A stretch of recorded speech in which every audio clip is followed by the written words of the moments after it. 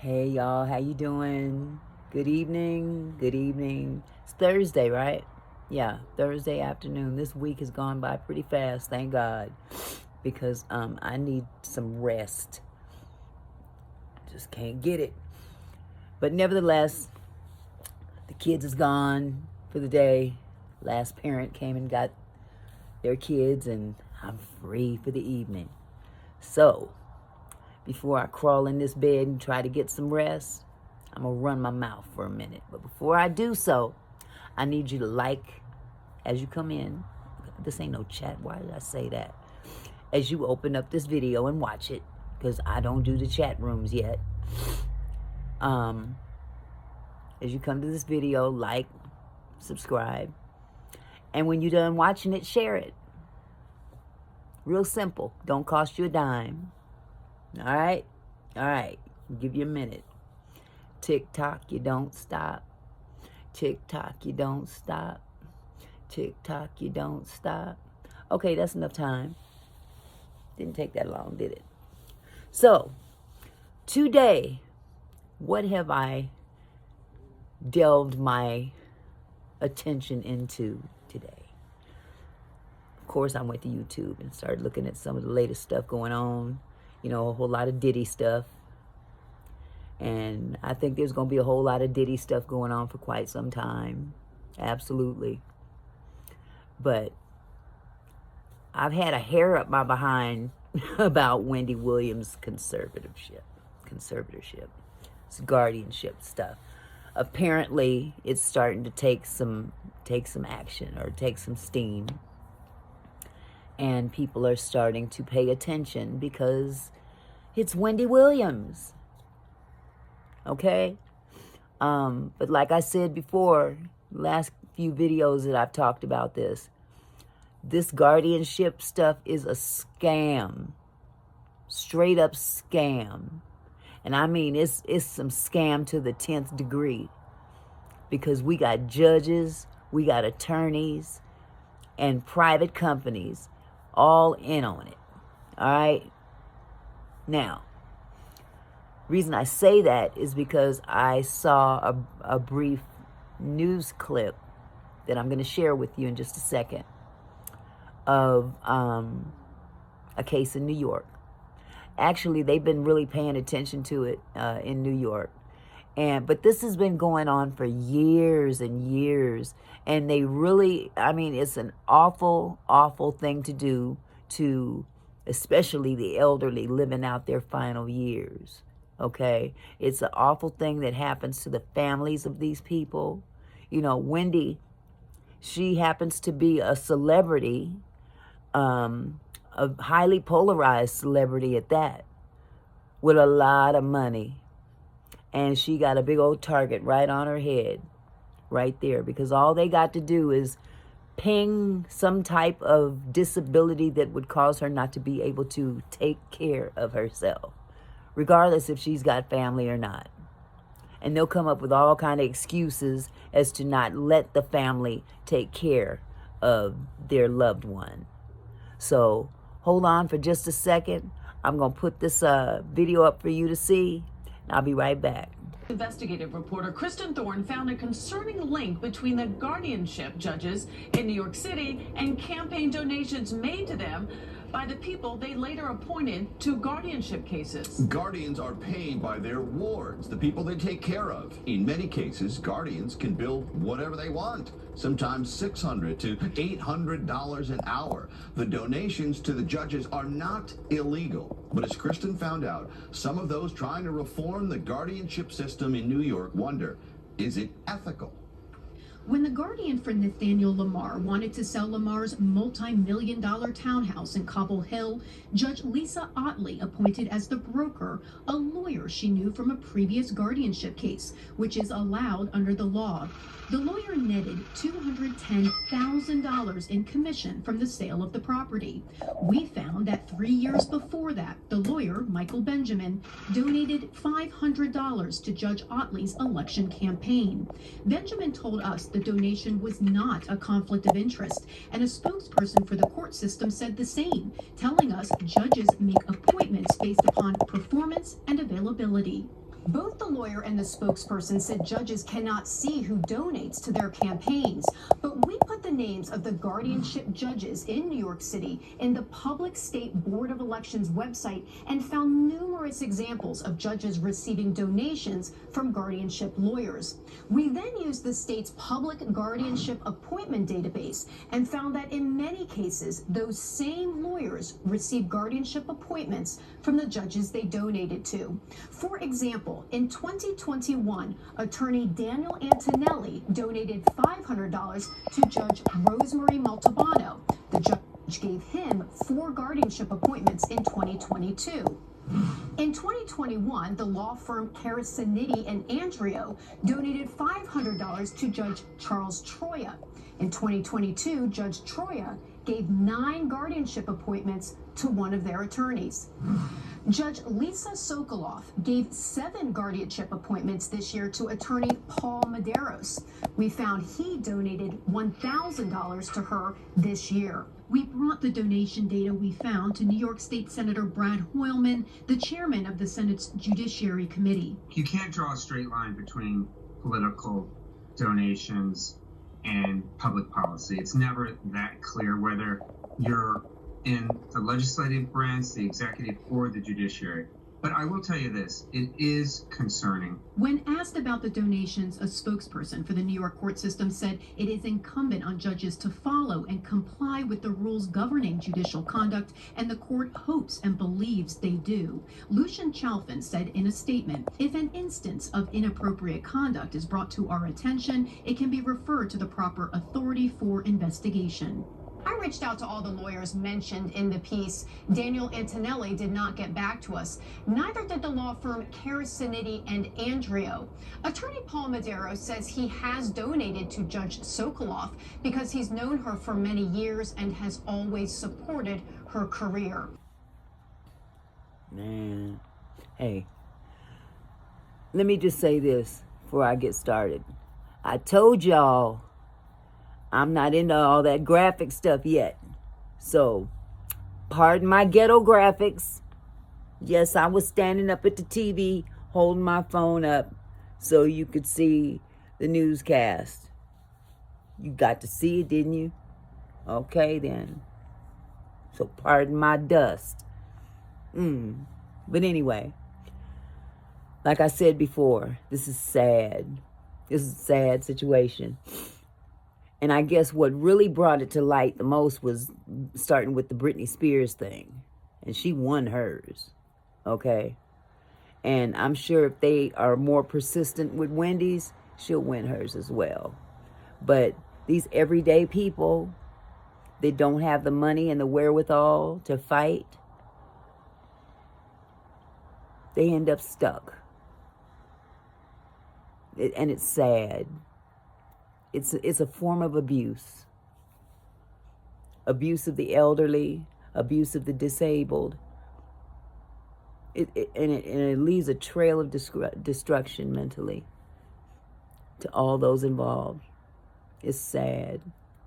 There's at least, according to one article I read, I guess it's, I think it was from the New York Times, I can't remember, 1.3 million people are stuck under guardianship situations. And the scam is just horrendous. Judges, well, I won't say politicians, but judges, because they're the ones that mandate and say, yeah, they can be it. No explanation. They can be under conservatorship, and they don't have to have any good reason. They just say, okay.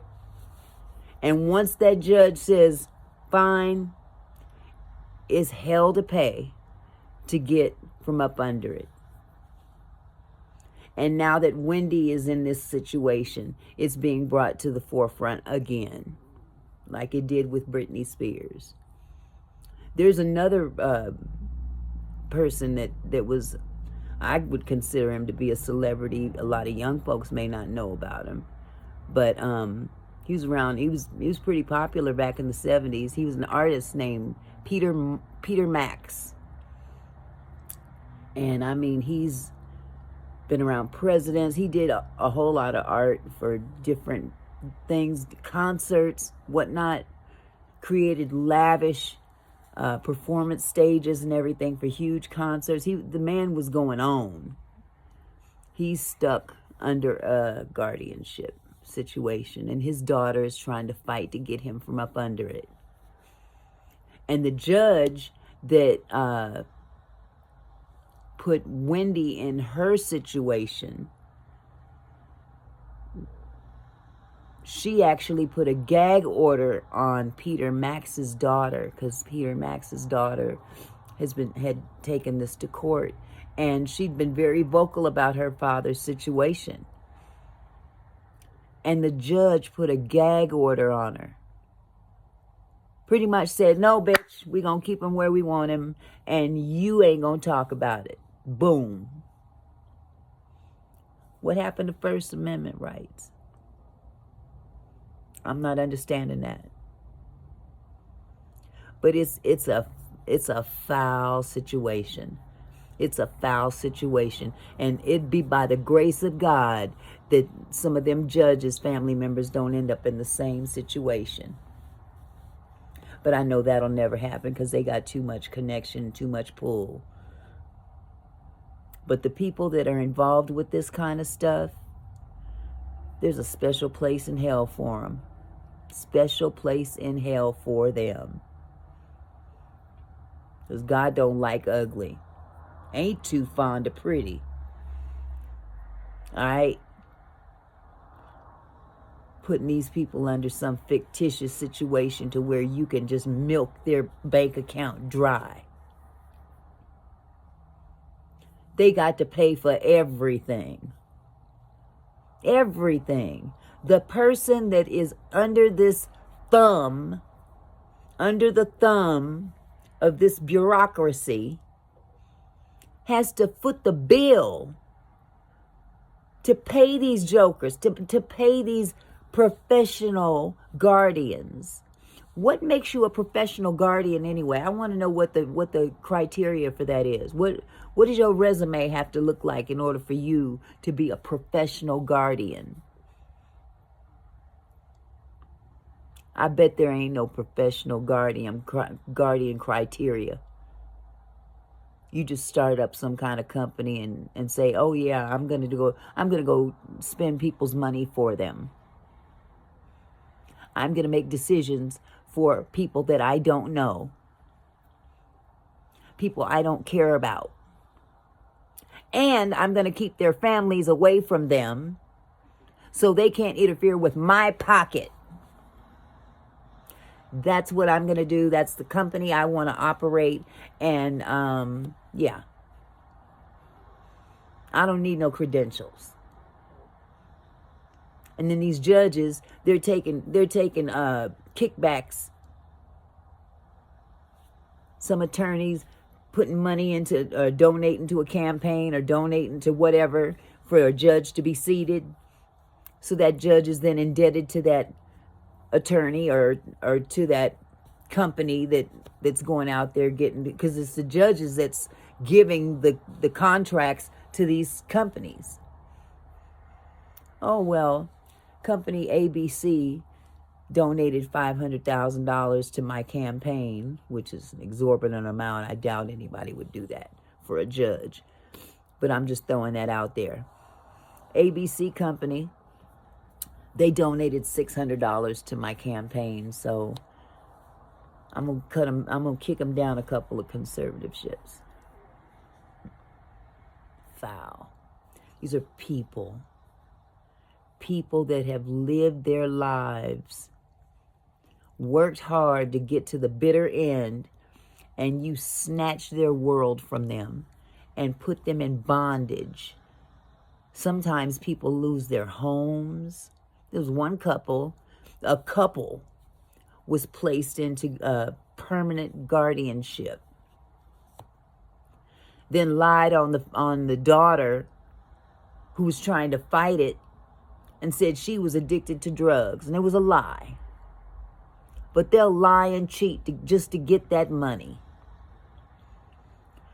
Took these people out of their home basically kidnapped them, sold their home. So that's something like what happened to Miss B. Yep. Everybody in our orbit don't know the whole story. But Miss B was in that house for a good 50 years, at least. So you know the house had been paid for. It doesn't make no sense to do people like that. But we live in an evil world with evil people. People claim there's no Satan. The devil is a lie. And yes, there is a Satan. If there's a God, there's a Satan. And I know there's a God. That's what Kat said. The bottom line is are you going to work for the good side or the bad side? The evil or the good? It ain't about black and white. It ain't even about rich or poor. It's about good and evil. Because when Jesus come back, that's going to be his criteria. Are you mine or are you not? But I'm happy to know that at least that snake-ass Sarah is no longer working for her. She's out. Yeah, she's been in the media lately. Him and Han, she got her panties in a bunch because the documentary made her look bad. No, bitch, you made you look bad because you were bad. You come dragging Wendy out there to do different stuff, knowing that she's not capable of coming back. You got eyes you could see. You putting alcohol up in front, letting her drink, making it possible for her to drink. That's why she stuck around your ass. Because you were weak. All you thought about was your own doggone self. Talking about you never got paid. I don't believe that not one bit. You can't convince me that you stuck around that woman, as abusive as she was, and didn't get paid for it. And if you did, you a bigger fool than I thought you would be. Because when y'all did that documentary, see, you claiming, oh, they lied to me. If I had known that they were going to depict her in such a negative light, I would have never allowed them to do it. Hell, it ain't even up to you to allow anything. This is what you were pushing. And yes, that documentary revealed just how bad you were of a publicist. I don't even buy your story that you were a publicist. Foul. Just foul. So I'm happy to know that you're no longer employed. I hope you never go out there and victimize somebody else again. And if you're going to be a publicist, get you some knowledge on how to do it. I mean, for real, for real. I'm done. But I tell you what, y'all. I'm going to get up out of here. I'm going to go jump into that plate of asparagus and steak. Got to heat it up because now it's cold. But before I check out, I want you to do one thing for me. If you didn't do it in the beginning, I want you to like, share, and subsidize. Lord have mercy. Like, share, and subscribe. So a heifer can retire real soon. I love y'all. Peace out. Boom.